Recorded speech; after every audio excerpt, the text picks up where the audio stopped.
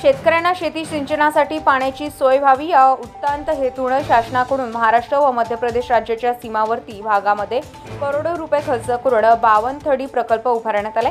प्रकल्पाच्या पाण्याने मोठ्या प्रमाणात शेती सिंचनाखाली आणण्यासाठी दूरपर्यंत कॅनल खोदण्यात आले, परंतु त्याचा फायदा मात्र शेतकऱ्यांना होताना दिसत नाही।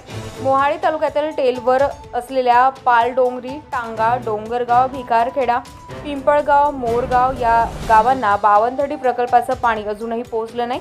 या परिसरातील शेतकऱ्यांनी हलक्या आणि भारी अशा दोन्ही धानाची लागवड केलेली आहे। हलक्या जातीचे धान लोंब्या टाकण्याच्या अवस्थेत आहे। 15 दिवसापासून पावसाने विश्रांती घेतली आहे आणि सूर्य आग ओकत आहे।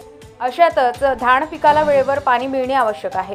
धान पिकांवर येणारी रोगराई व त्यावर करावा लागणारा खर्च यामुळे शेतकरी आधीच हवालदिल झालाय।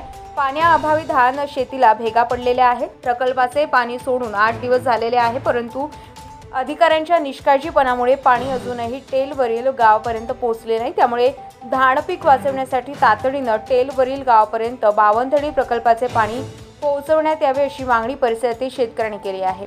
रजा महाराष्ट्र 24 न्यूज करिता मंगेश डहाके, मोहाडी। पावसाच्या पाण्याने 15 दिवसापासून दडी मारलेली आहे आणि हलके धान तसेच भारी धान हे परिपक्व अवस्थेत आहेत आणि याला जर ताबडतोब पाणी नाही मिळालं तर शेतकऱ्याचं अतोनात नुकसान होऊ शकते।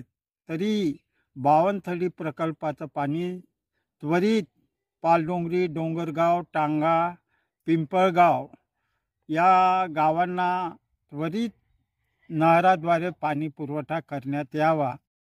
ताज्या घडामोडी आणि बातम्या जाणून घेण्यासाठी गरजा महाराष्ट्र 24 न्यूज या आपल्या YouTube चॅनलला सबस्क्राईब करा आणि बेल आयकॉन दाबायला विसरू नका, जेणेकरून आपला व्हिडिओ आल्याची ताजी खबर तुम्हाला ताबडतोब मिळेल।